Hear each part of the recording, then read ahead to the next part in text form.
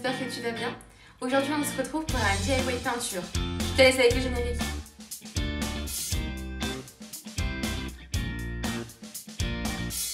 On prend des toiles, comme celle-ci par exemple.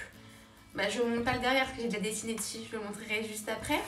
Mais des petites toiles comme ça, car en fait j'ai comme projet d'habiller le mur que j'ai dans la chambre salle à manger bureau. Dans le mur où est accolée la table, j'aimerais bien un peu combler ce mur blanc et vide. Donc j'ai décidé de réaliser des petites peintures assez simples. Je me suis un peu aidée du site Desenio pour les réaliser.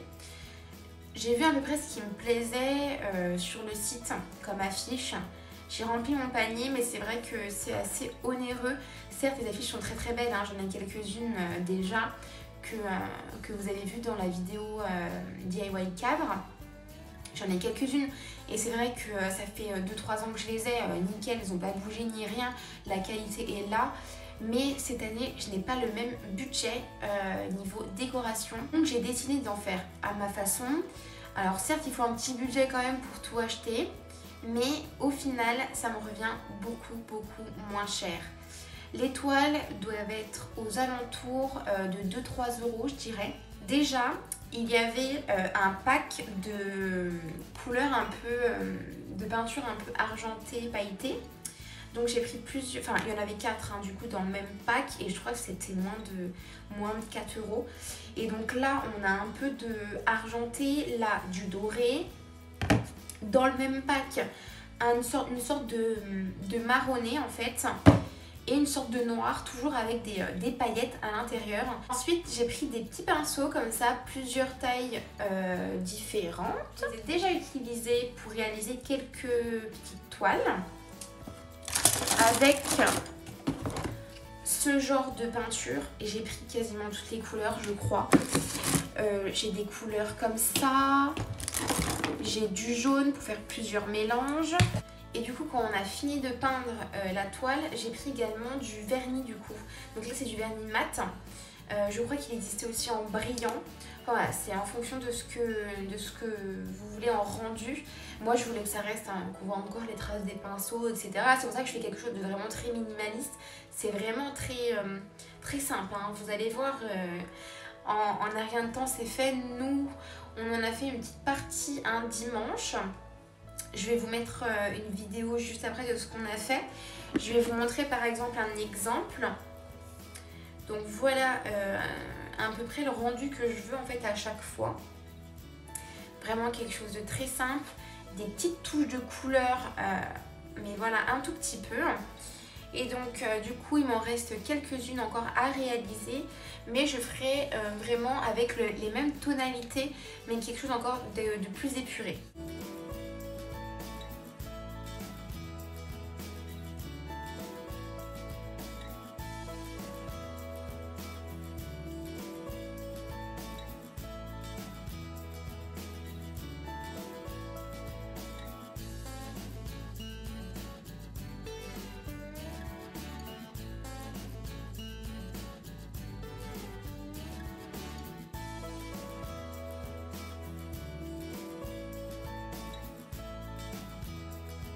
Comme je vous ai dit précédemment, il me reste encore quelques peintures à faire. Du coup, je vous laisse avec la suite de la vidéo.